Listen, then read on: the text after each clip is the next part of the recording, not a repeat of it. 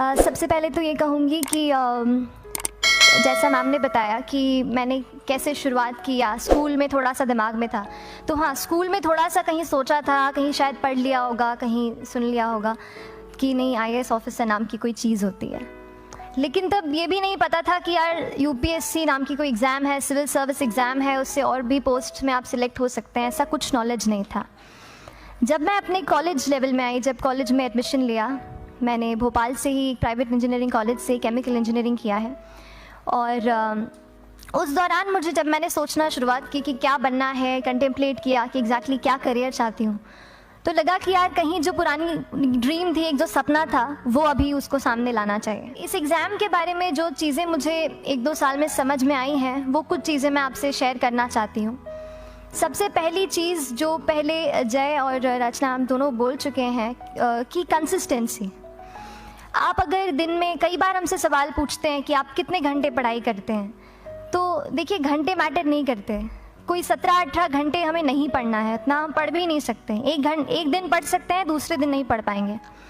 5 से 6 घंटे ही आपको देने हैं, उतने निकालने हैं। पर वो जो वक्त आप अपनी पढ़ाई को देते हो, वो कंसिस्टेंटली आपको रोज़ उतना ही अपने पढ़ाई को देना है। Consistency is the key, that is the first and the most important thing जो आपको ध्यान में रखनी है। दूसरी चीज़ इस एग्ज़ाम में मुझे लगता है इक्वली इम्पॉर्टेंट है, क्योंकि ये जर्नी लंबी होती है। जैसे एग्ज़ाम ही 1 साल तक चलती है, आप प्रीलिम्स देते हैं, फिर आप मेंस देते हैं, आप इंटरव्यू में जाते हैं पर्सनालिटी टेस्ट के लिए।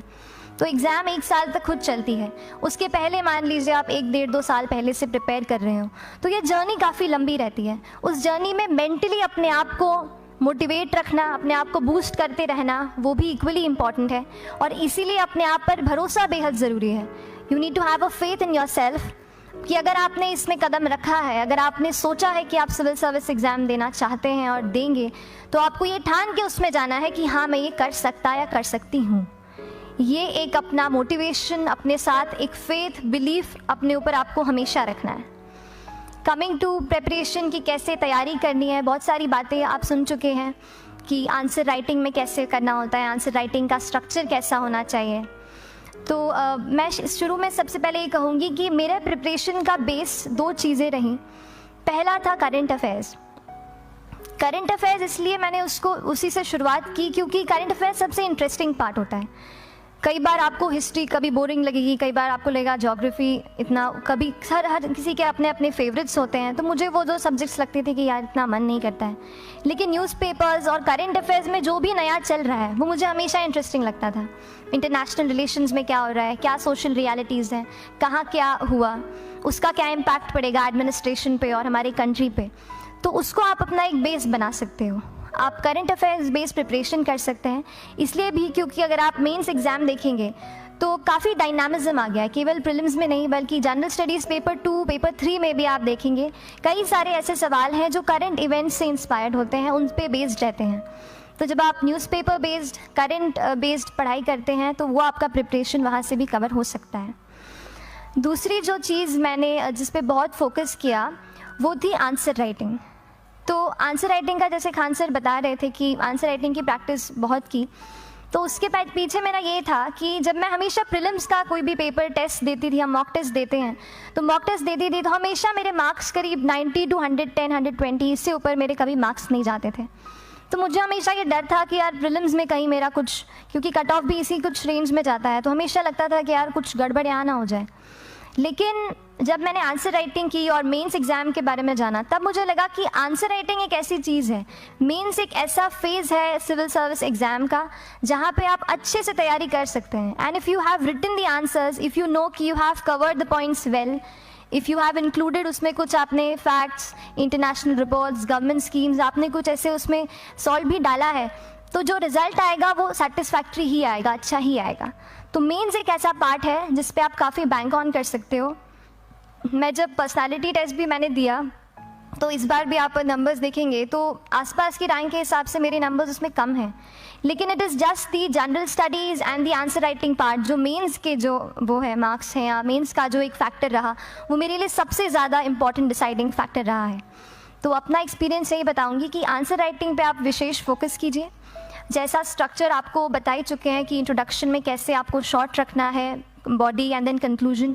उसमें छोटी चीज़ जैसे मैं अभी मेंशन कर रही थी, आप एक इंश्योर कीजिए कि देखिए जो भी एग्जामिनर आपकी कॉपी चेक कर रहे हैं वो दिन में 10, 15, 20 कॉपीज़ चेक कर रहे हैं, तो उन सब से आपको अलग कैसे आप अपनी कॉपी दिखा सकते हो, ये चीज़ आपका प्रेजेंटेशन और आप जिस तरीके से आंसर लिखते हो कंटेंट को, वो मैटर करेगा। आप इंश्योर कर सकते हैं कि आपके आंसर में कुछ फैक्ट्स, गवर्नमेंट की स्कीम्स, कुछ कमिटीज़ बैठती हैं, जैसे एक प्रिवेसी पे justice BN Shri Krishna committee की रिपोर्ट आई है, तो आप मान लीजिए आपको कोई प्रिवेसी पे सवाल आ गया तो आपने उन कमेटी का नाम कोट कर दिया। ऐसे बहुत सारी कमिटीज़ होती हैं। कुछ इंटरनेशनल रिपोर्ट्स आते हैं, वो आप उनको इनके बारे में लिख सकते हैं। इंडिया का मैप आप बना सकते हैं। मैंने सीख लिया था कि 10-15 सेकेंड्स में कैसे जल्दी से मैप बनाना है और उस पर कैसे पॉइंट कुछ करना है, कुछ लोकेट करना है। तो ये कुछ ऐसी चीज़ें हैं जो आपके आंसर्स को एनरिच करेंगी और प्रेजेंटेबल बनाएंगी। तो इस तरीके से आंसर्स पे जैसे हम क्लास करते हैं, लेकिन उसके साथ साथ आपको ये कोशिश करनी है कि 1 से 2 आंसर पर डे आपको ज़रूर लिखने ही लिखने, apart from the test series that you are doing. Answer writing से 2-3 चीज़ें होती हैं, ना केवल हमारी एक लिखने का हमें समझ आता है हम क्या लिखते हैं कैसा है, पर हमारा कॉम्प्रिहेंशन भी इम्प्रूव होता है। हमें कितना समझ में आया वो भी हमें खुद समझ आता है जब हम आंसर्स लिखते हैं। और इसीलिए आंसर राइटिंग पे आप फोकस कीजिए, 1 से 2 आंसर ज़रूर लिखिए।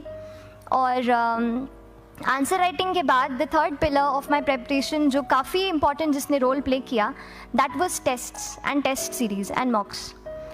देखिए हम पढ़ रहे हैं यहाँ पर, I will also come to the point कि हम कैसे दिल्ली, भोपाल और इंदौर में प्रिपेयर करके बिना दिल्ली जाए हम कैसे कर सकते हैं, I will come to that point.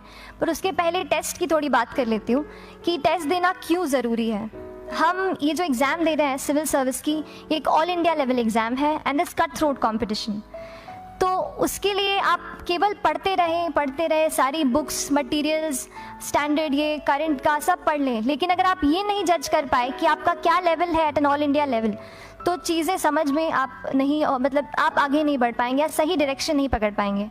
तो इसलिए आप टेस्ट से घबराइए मत। कई बार टेस्ट का इनर्शिया होता है, ऐसे लगता है कि जब तक पूरा सिलेबस कंप्लीट नहीं कर लूँ तब तक टेस्ट नहीं दूंगा, लेकिन सच में बात ये होती है कि जब तक हम GS के मतलब पेपर देने अंदर भी घुसते हैं ना, तब भी उस सेकंड पे लग रहा होता है कि कुछ छूट गया है हमारा।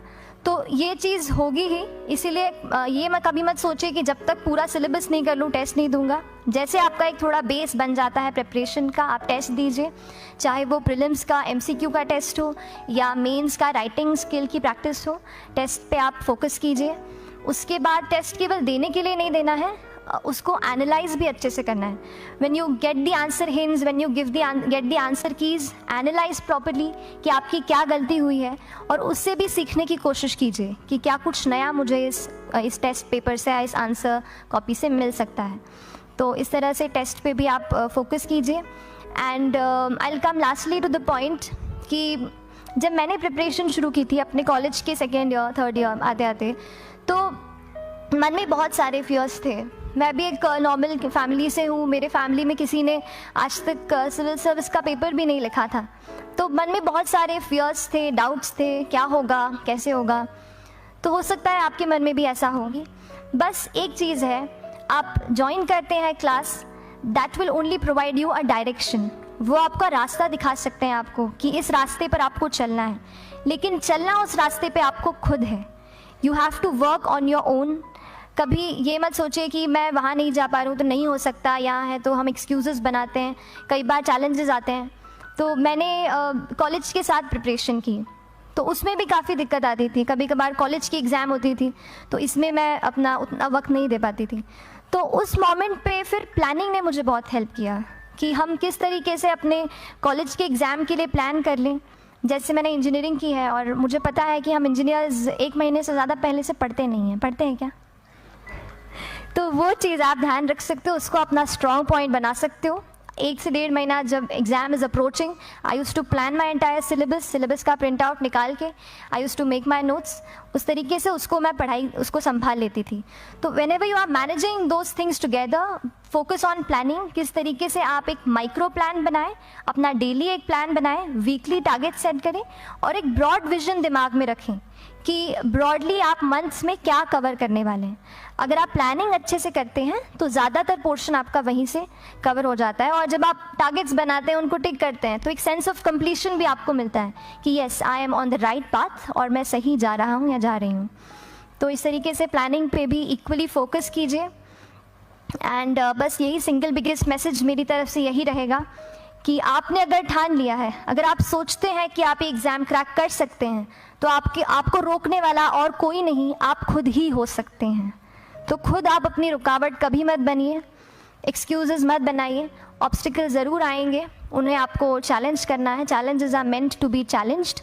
तो सही तरीके से अपने ऑब्स्टिकल्स को हैंडल कीजिए, और इस एग्ज़ाम में अगर आप सही स्ट्रैटेजी रखते हैं तो आप अपने एक अटैम्प्ट में ही इसको क्रैक कर सकते हैं। एंड एनीवेज आप जो भी अटैम्प्ट नेक्स्ट रखते हैं, दिल में यही रखिएगा कि जो ये मेरा नेक्स्ट अटैम्प्ट होने वाला है, ये मेरा बेस्ट अटैम्प्ट होने वाला है।